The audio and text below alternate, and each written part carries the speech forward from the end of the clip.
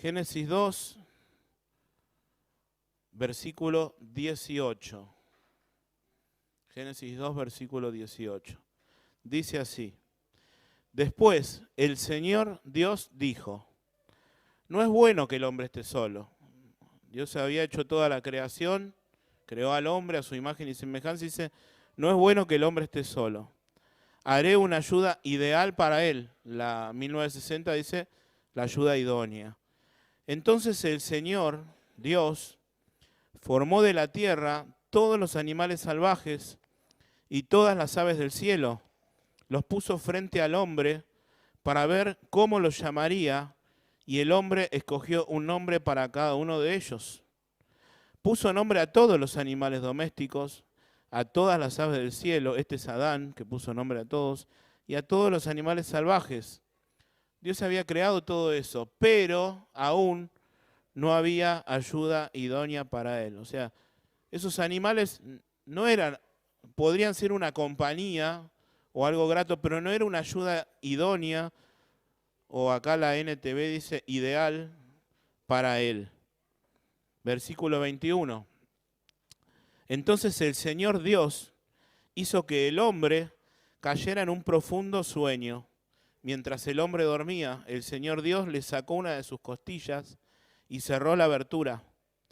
Entonces el Señor Dios hizo de la costilla a una mujer y la presentó al hombre.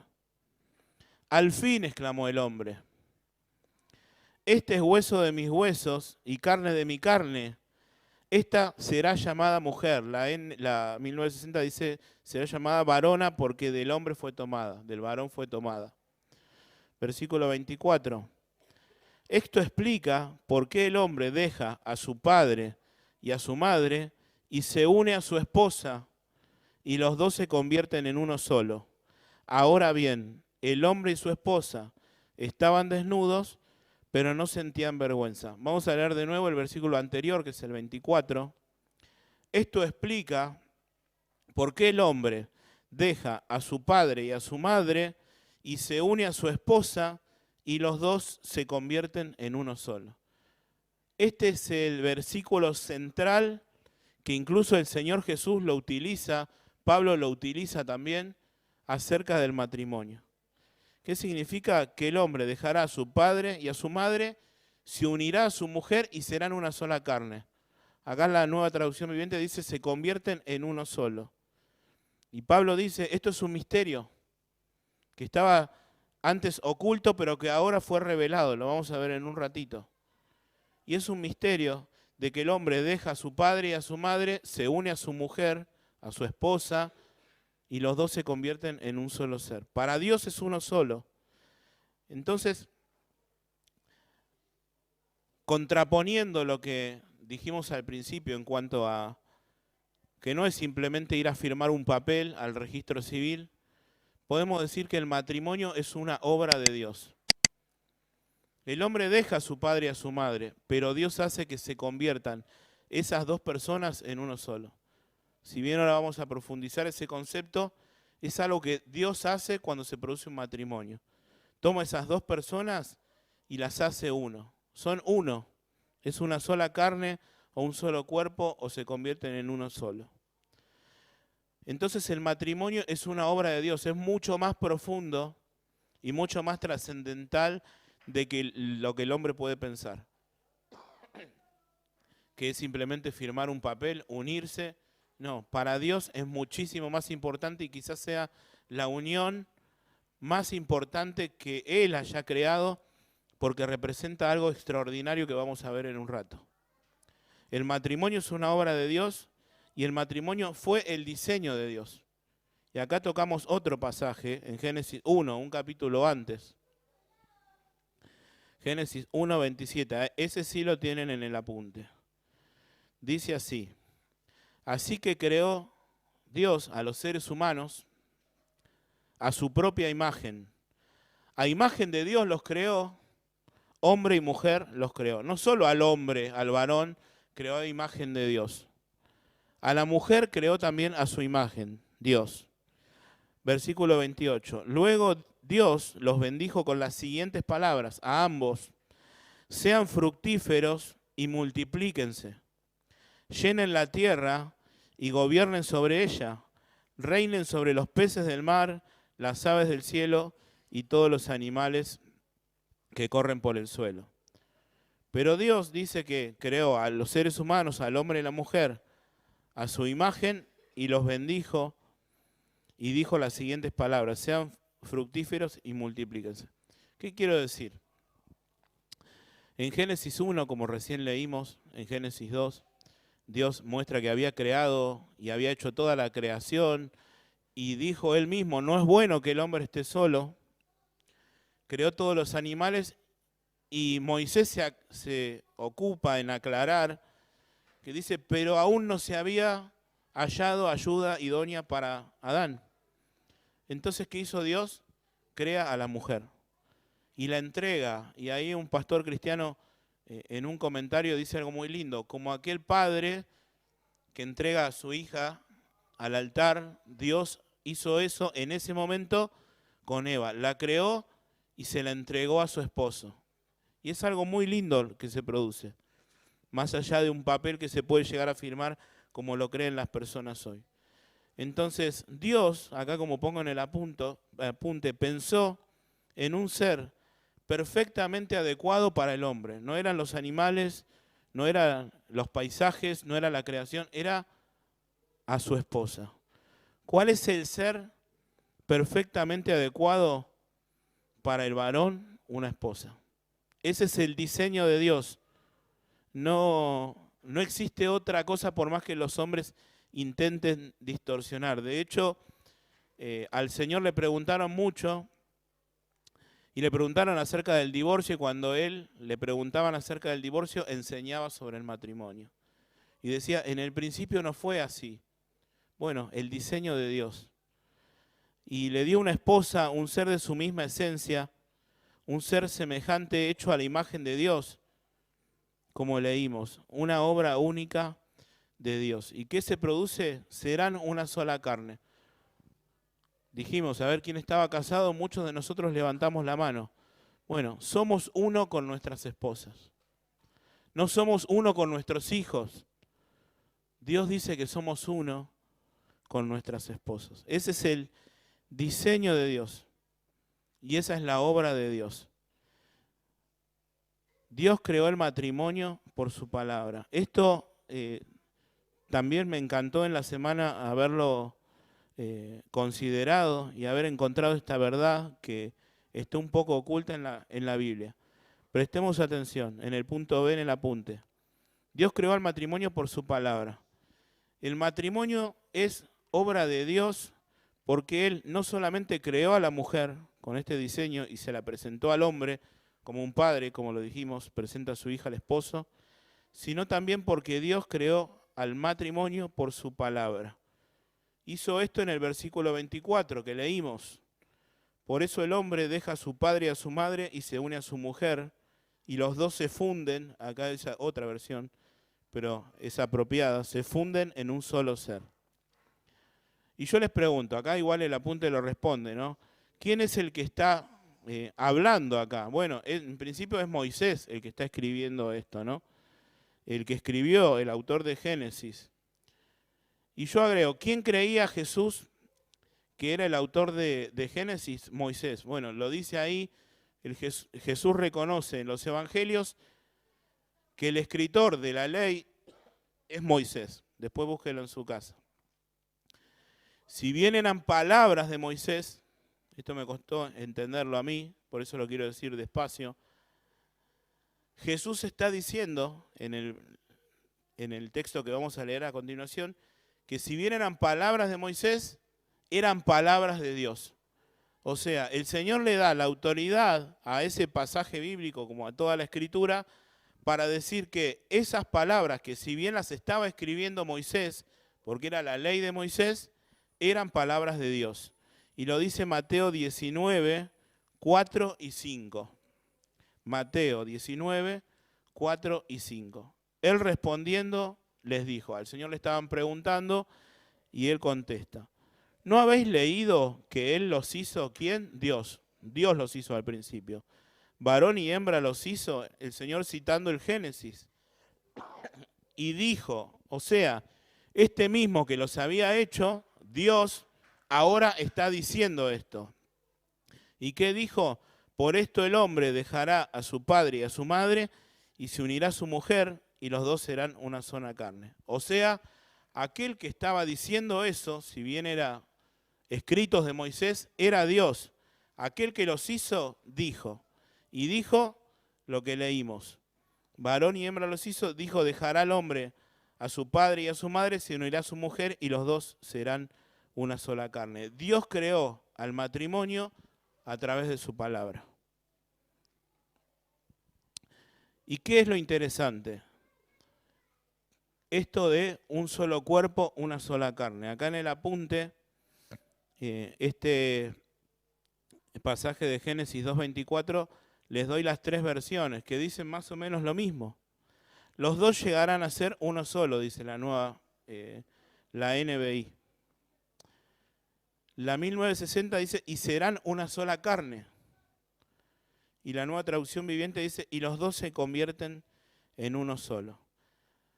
Y esta unión, una sola carne, que se unen en un solo cuerpo, como quieras llamarlo o la traducción que utilices, es algo que solamente Dios puede hacer. El hombre se une a su mujer, eso lo hace el hombre, deja a su padre y a su madre y se une a su mujer. Pero implícitamente en el texto, y porque Dios lo hace, es Dios quien produce esa unión en un solo ser. ¿Me explico? Los hombres dejan a su padre y a su madre, se unen en matrimonio, pero es Dios quien produce ese milagro de que sean una sola carne. Si bien está implícito en Génesis, Jesús lo hace explícito en el Evangelio de Marcos. Marcos 10:8. Y los dos se convierten en uno solo, como ya no son dos, sino uno. Y agrega el Señor, que nadie separe lo que Dios ha unido.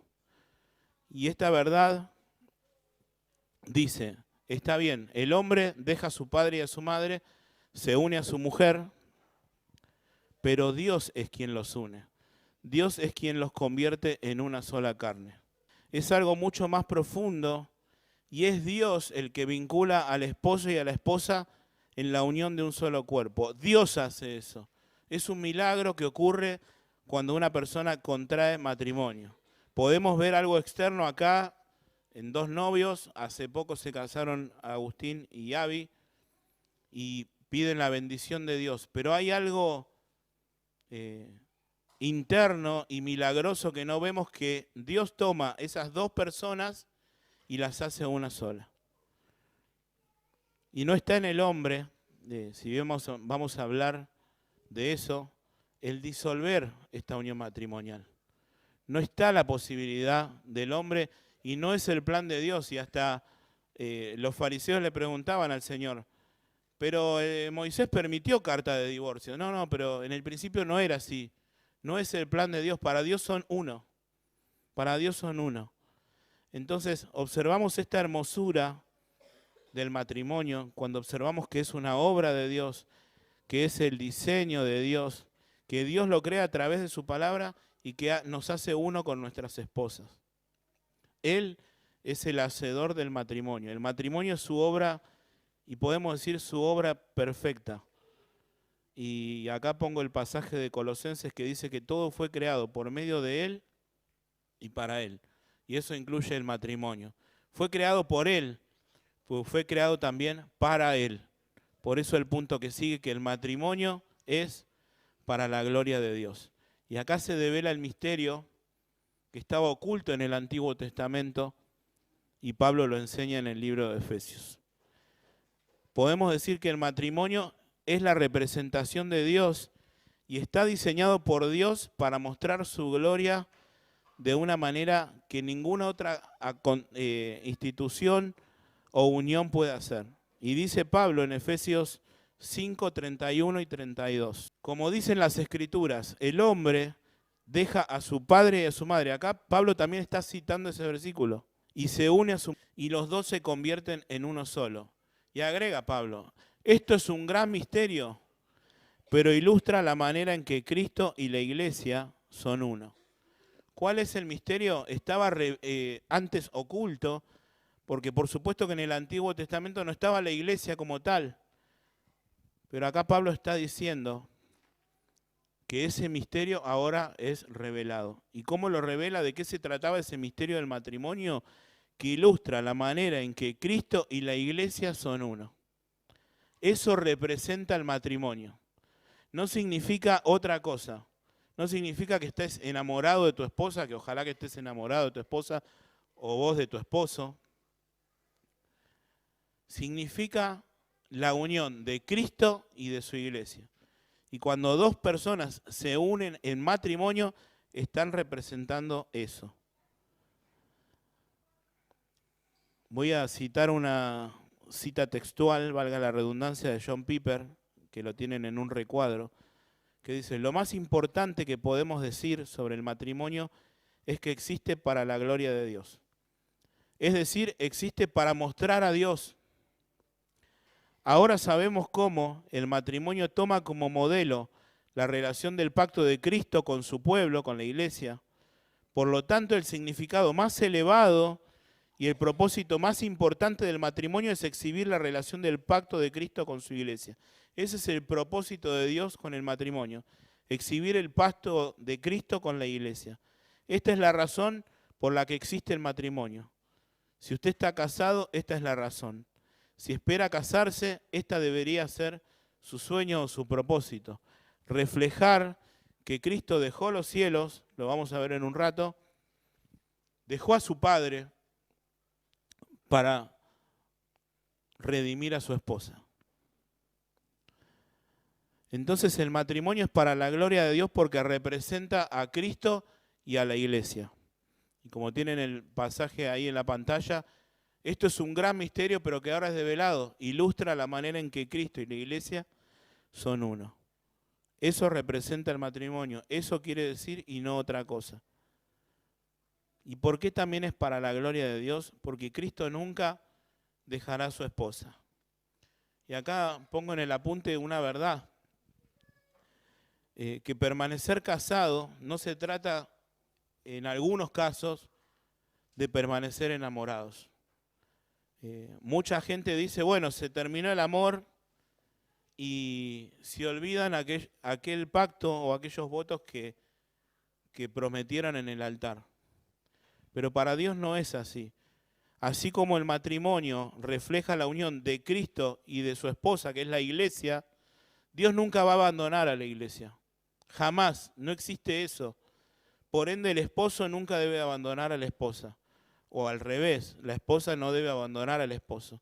Y me estoy acordando de un pasaje que el apóstol Pablo dice, a los que están unidos en matrimonio, creo que es 1 Corintios 7, a los que están unidos en matrimonio mando, no yo, sino el Señor. No yo, sino el Señor. ¿Y qué manda? Que el marido no abandone a su mujer, ni la mujer abandone a su marido. Es un mandamiento de Dios. Así como Cristo nunca va a abandonar a su esposa, nosotros no debemos hacerlo con nuestro cónyuge. Por consiguiente, lo que hace el divorcio o el nuevo matrimonio, cosa que vemos normal en las personas que no tienen a Dios y tristemente a veces en la iglesia también, es una distorsión del plan de Dios y algo que Dios desecha completamente. De esto algo hablaba Mauri el otro día, el jueves, que vamos a tocar el domingo que viene, que es horroroso a los ojos de Dios y es el rompimiento del pacto con el cónyuge e implica distorsionar el diseño de Dios, el que vimos desde el principio.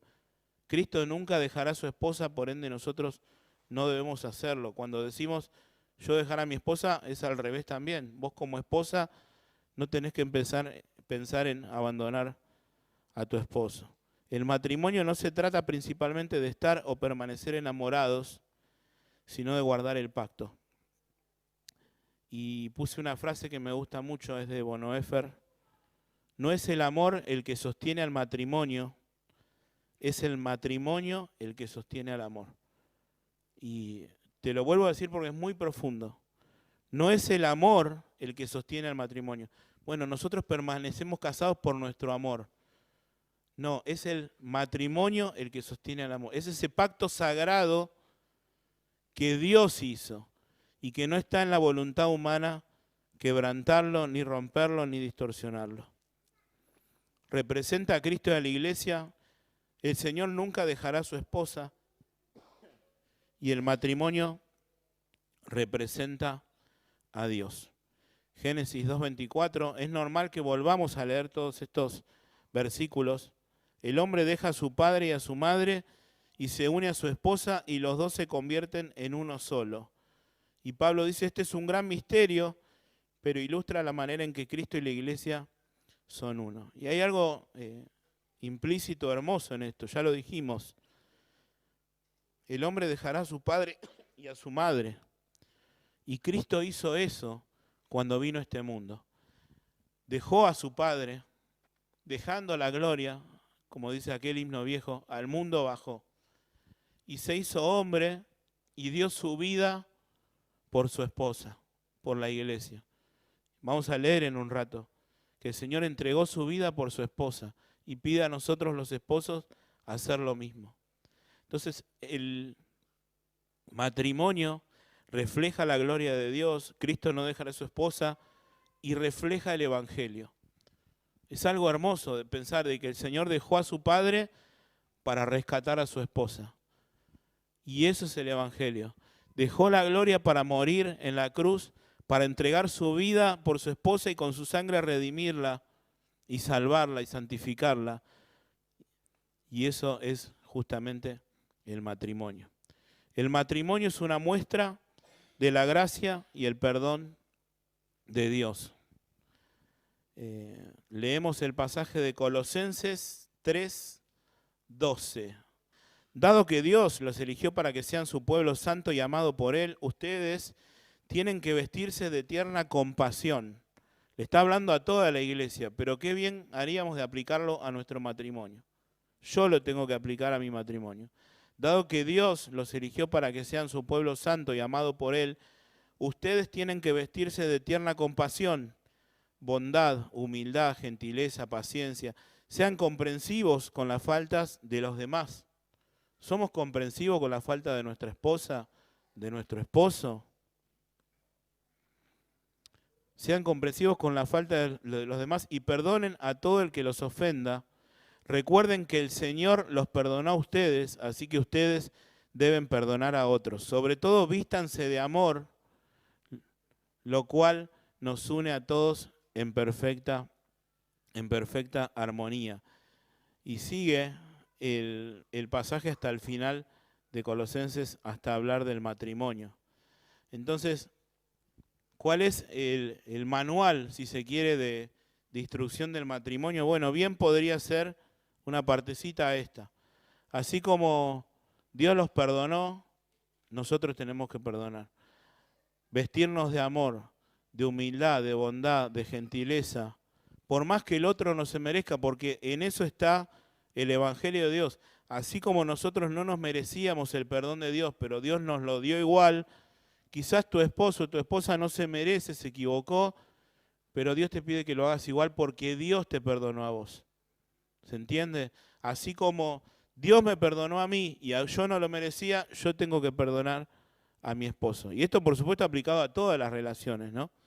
Pero principalmente, como estamos hablando ahora, es acerca de nuestro esposo, de nuestra esposa. Entonces el matrimonio refleja la gracia y el perdón de Dios.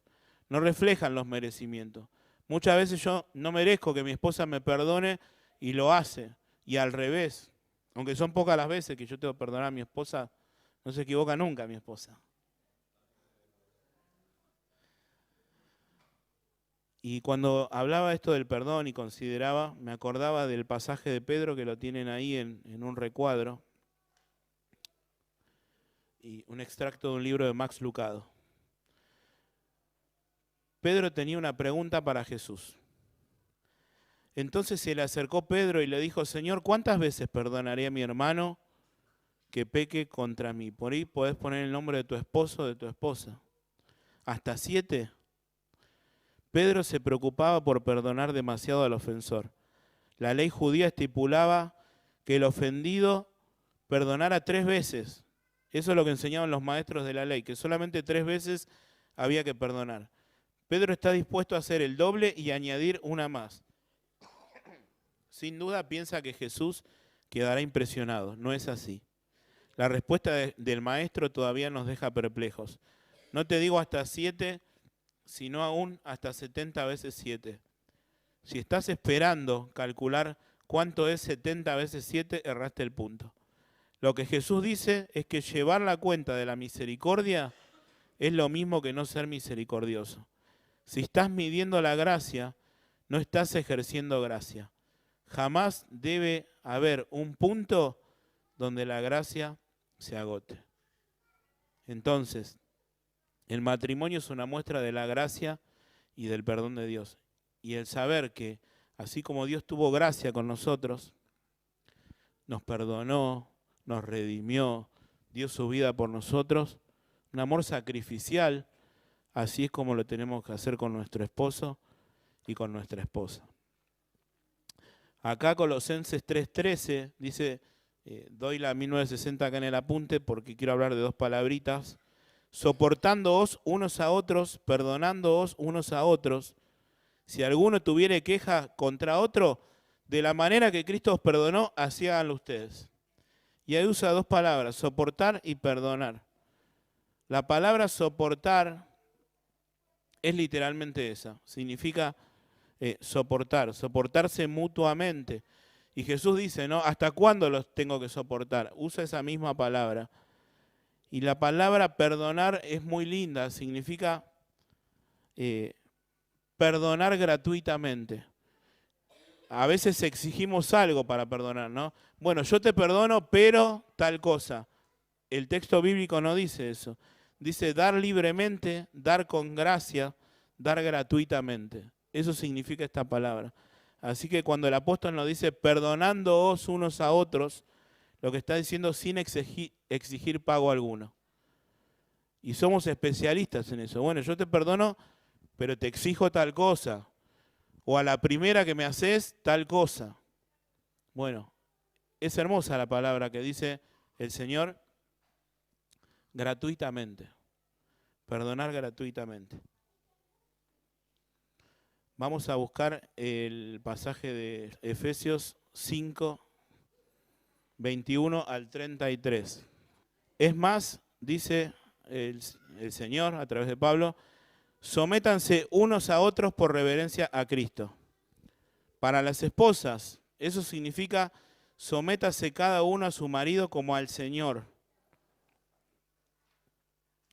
Porque el marido es cabeza de su esposa, como Cristo es cabeza de la iglesia. Él es el salvador de su cuerpo, que es la iglesia. Así como la iglesia se somete a Cristo, de igual manera la esposa debe someterse en todo a su marido. Para los maridos, esto significa, ame cada uno a su esposa, tal como Cristo amó a la iglesia. ¿Cómo amó Cristo a su iglesia, a su esposa? Él entregó su vida por ella, a fin de hacerla santa y limpia, al lavarla mediante la purificación de la palabra de Dios. Lo hizo para presentársela a sí mismo como una iglesia gloriosa, sin mancha ni arruga ni ningún otro defecto.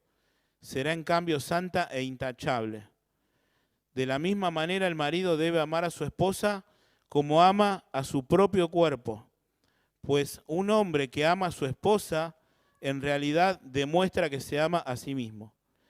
Nadie odia su propio cuerpo, sino que lo alimenta y lo cuida, tal como Cristo lo hace por la iglesia. Y nosotros somos miembros de un mismo cuerpo. Como dicen las Escrituras, el hombre deja a su padre y a su madre, se une a su esposa y los dos se convierten en uno solo, lo venimos considerando. Esto es un gran misterio, pero ilustra la manera en que Cristo y la iglesia son una. Por eso les repito, cada hombre debe amar a su esposa como se ama a sí mismo y la esposa debe respetar a su marido. Bueno, algunas cosas prácticas que, como dijimos al principio, usted y yo tenemos que que llevar a la práctica en nuestro hogar, en nuestra casa. Y como primer punto es mejor de lo que merecemos. Yo cito, no lo voy a leer para que no se nos vaya mucho el tiempo, el pasaje cuando el Señor dice, amen a sus enemigos, bendigan a los que los maldicen. Y llevado al matrimonio, ¿por qué cito este pasaje? Porque cuánto más debemos amar a nuestra esposa, a nuestro esposo, si el Señor nos pide que amemos a aquellos que son nuestros enemigos, que quizás no tenemos ninguno, pero quizás tenemos gente que no nos quiere o que habla mal de nosotros, que nos aborrecen, como dice el Señor. Y pide y exige el Señor, ¿no? Oren por aquellos que los lastiman. Bueno, orá por tu esposa, orá por tu esposo. Si alguien te da una bofetada, preséntale también la otra mejilla. Si alguien te exige el abrigo, ofrécele la camisa, la capa, dice la 1960. Amen sus enemigos, hagan bien a los que los maldicen, presten sin esperar nada a cambio. Entonces su recompensa será del cielo grande y estarán comportándose como verdaderos hijos de Dios. Si eso el Señor lo dice para aquellos que quizás tenemos cosas en contra, ¿cuánto más debiéramos aplicarlo al matrimonio? La gracia también es poder para cambiar. Venimos diciendo algo importante, que el matrimonio es una representación, a ver cómo dije, de la gracia y del perdón de Dios. Pero no es solo eso. La gracia y el perdón de Dios nos lleva también a cambiar. El amor todo lo soporta, ¿ok? Pero tenemos que cambiar, porque así como el Señor nos da la gracia para perdonar a nuestra esposa, a nuestro esposo, para tener gracia con ella, con él, también nos da el poder y la gracia para cambiar o para que lo haga también nuestra compañera o nuestro compañero. La gracia también es poder para cambiar. Entonces, acá hago una pregunta, ¿no? ¿Cambiará usted? ¿Cambiaré yo? Muchas veces pensamos, y algo que me enseñó Orlando una vez, a veces leemos un pasaje, este pasaje es para mi esposa, o lo voy a grabar para mandárselo a tal persona. La palabra es para uno, principalmente. Entonces cuando dice cambiará usted, no tiene que pensar si tu esposa va a cambiar, si yo tengo que cambiar. Siempre doy este mismo ejemplo cuando hablo de esto. El Señor estaba con los 12 y dice, uno de ustedes me va a entregar. Y los discípulos no dijeron, Judas. No, ¿seré yo, Señor? ¿Seré yo que tengo que cambiar? Y es la pregunta que nos tenemos que hacer. ¿Seré yo? Quizás el problema pasa por mí.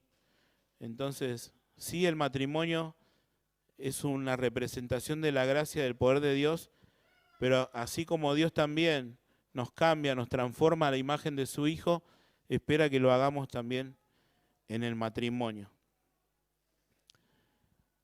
Vamos a leer un fragmentito de Efesios 5, 25, 27, ya lo leímos, pero lo volvemos a hacer.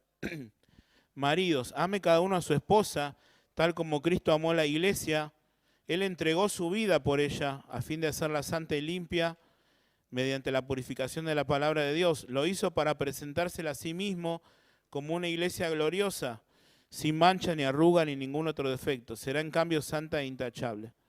En la relación con Cristo, con la iglesia, Él busca claramente que su novia, su esposa, se transforme en algo moral y espiritualmente hermoso. Y para lograrlo, y este también es un misterio, Él sacrifica su propia vida. ¿Cómo hace para presentar a la iglesia, a su esposa sin mancha, gloriosa, perfecta, intachable? Sacrificándose Él como esposo. Pablo viene hablando acá del matrimonio. A veces empleamos métodos para cambiar al otro que no están en la palabra de Dios. Y lo vamos a ver si llegamos con el tiempo en un rato. Pero ¿cómo lo hizo el Señor? Entregando su vida, muriendo a sí mismo, renunciando a sí mismo, que es el punto que sigue. Morir por la esposa. Es lo que hizo el Señor. Pablo hace hincapié en que Cristo busca la transformación de su esposa muriendo por ella. Y acá pongo yo, ¿no? Esposos, ¿estamos buscando que nuestra esposa sea como Jesús, dominándola o muriendo a nosotros mismos?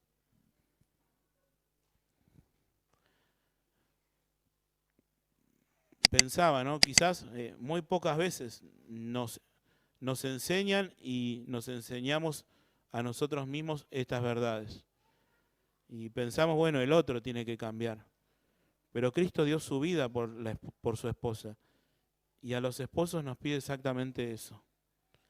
Sacrificarnos a nosotros mismos por nuestras esposas. Esposas que cambian a sus esposos. Dice Efesios 5:22, esposas, sométase cada uno a su marido como al Señor. Y acá pongo, la palabra como no significa que Cristo y el esposo son lo mismo. Tu esposo no es el Señor Jesucristo. Dice que te tenés que someter como al Señor, pero no es lo mismo. El Señor es Señor y tu esposo no lo es.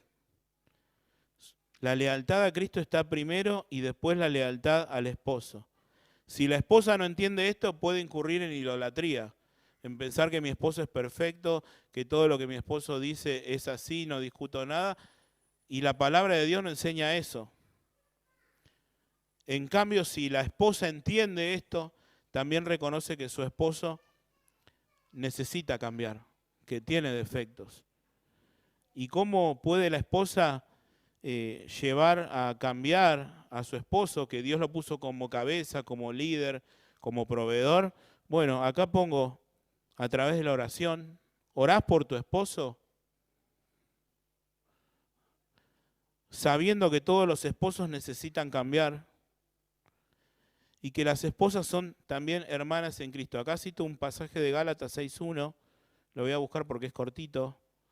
Dice Gálatas 6:1, amados hermanos, si otro creyente, puede ser tu esposo o tu esposa, está dominado por algún pecado, ustedes que son espirituales deberían llevarlo a volver al camino recto con ternura y humildad, no con violencia, con gritos. Acá el apóstol Pablo dice, ustedes que son espirituales deberían ayudarlo a volver al camino recto con ternura y humildad. Y tengan mucho cuidado de no caer ustedes en la misma tentación. La 1960 dice, considerándote a ti mismo, no sea que tú también seas tentado. Hasta ahí este pasaje. El peligro de fastidiar. Es triste cuando una esposa anhela que su esposo tome la iniciativa, asuma la responsabilidad, ¿no? Que Dios le dio al hombre de ser cabeza, pero por algún motivo el hombre no lo hace. Quizás el hombre es quedado, quizás ella lleva la delantera y ora por su esposo para que, bueno, vamos, vos sos el líder del hogar, vamos para adelante, y el esposo no lo hace. Y Pedro dice en 1 Pedro 3:1, vamos a buscarlo, de la misma manera ustedes, esposas, tienen que aceptar la autoridad de sus esposos. Entonces, aun cuando alguno de ellos se niega a obedecer la buena noticia, quizás está hablando incluso de algún esposo que no sea cristiano. Puede pasar que una hermana esté casada con su esposo que no es. Bueno, Dios dice que tenés que aceptar la autoridad que Dios le dio al marido. Esto no es para el matrimonio no cristiano, es exactamente igual. Para Dios son uno igual y todo lo que venimos diciendo. La vida recta de ustedes, o sea, de las esposas, les hablará sin palabras y ellos serán ganados. Significa que hay una manera de hablar que a veces es contraproducente, que es, a ver cómo decirlo en criollo, la carcomida del cerebro. Dios dice que esa manera en determinado momento puede ser contraproducente. ¿Y cómo ganás a tu esposo? Por tu conducta. Sin palabras. ¿Eso significa que no tenés que decir nada? No. Pero hacerlo de una manera guiada por el Señor. Porque dice, hay una manera de hablar que es contraproducente. Y Pedro dice que hay una manera sin palabras principalmente. Pedro dice, trate de ganar a su esposo con la vida que lleva. demostrándole que Dios cambió su vida, que realmente Dios está en usted. Y acá hago una pregunta, ¿no? ¿Cómo está tu vida y tu relación con Dios? Adán y Eva eran uno, eran un matrimonio, tenían perfecta relación, y cuando Eva interrumpió su comunión con Dios, su relación con Dios, la relación con su esposo se vio afectada.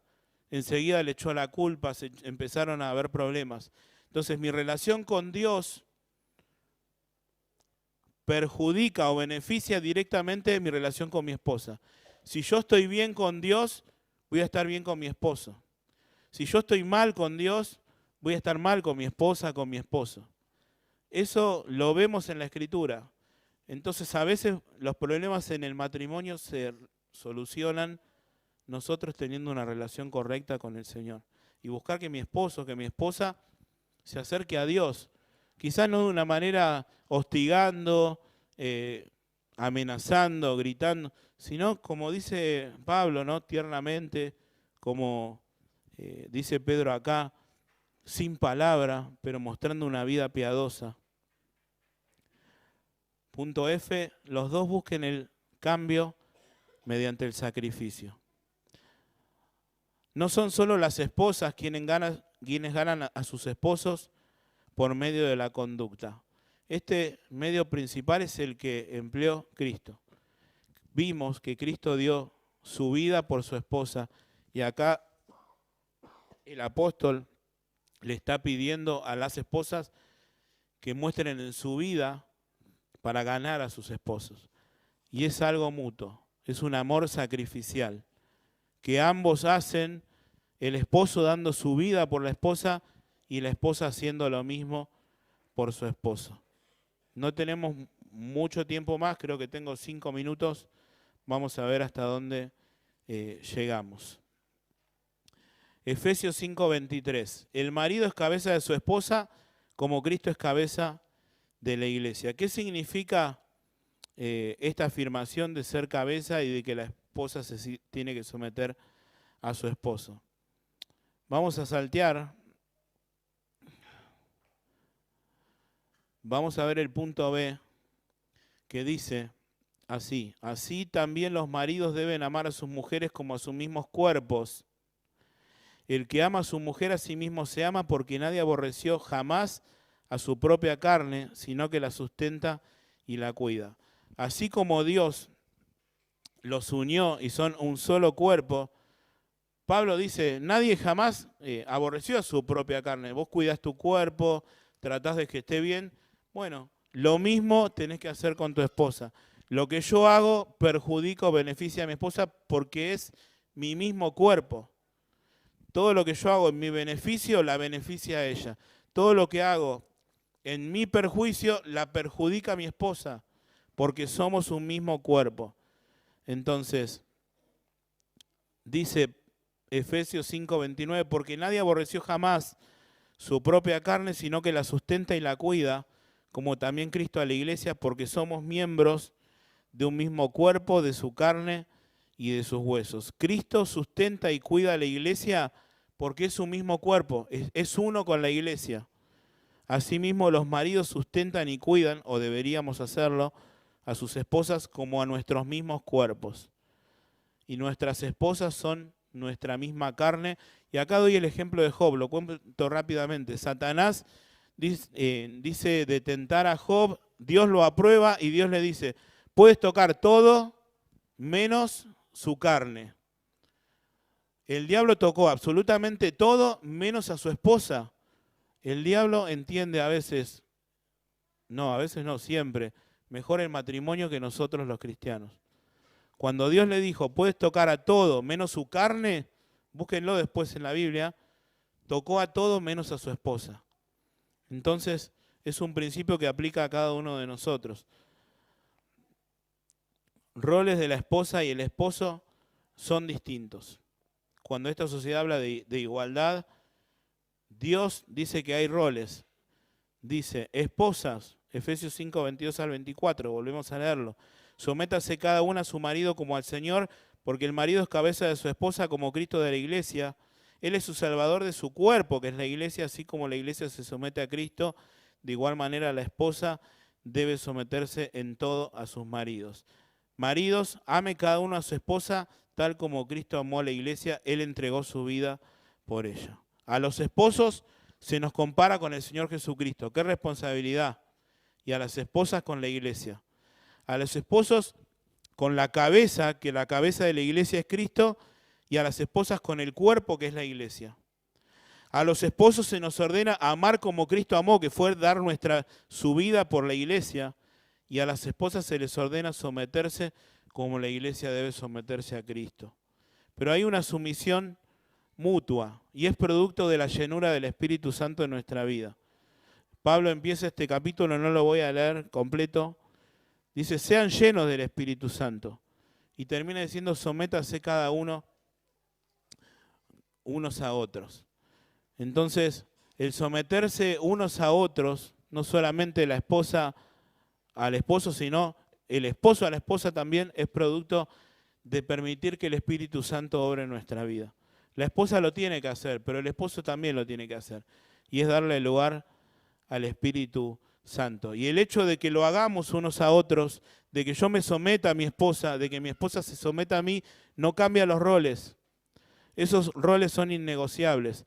El Señor Jesús lavó los pies de sus discípulos, se humilló, los sirvió a ellos, pero en ningún momento ellos dudaron de quién era el líder, quién era el Señor y quién era el Maestro. Entonces debemos servirnos por amor entre esposos y esposas los unos a los otros. Ser cabeza es el llamado divino del esposo.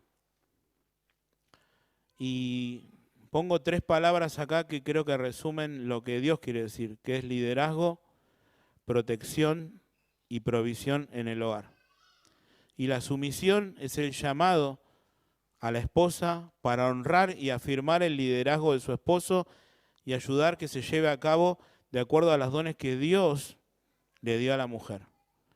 Y dice que Cristo la sustenta y cuida a su iglesia. Bueno, esa palabra sustenta es que le provee, que le da lo necesario. El esposo que lidera de acuerdo al modelo de Cristo toma la iniciativa. Hay esposos que son muy quedados, o somos muy quedados. O la esposa quizás trabaja más que el esposo. Por algunas circunstancias se puede dar, pero no es el modelo de Dios.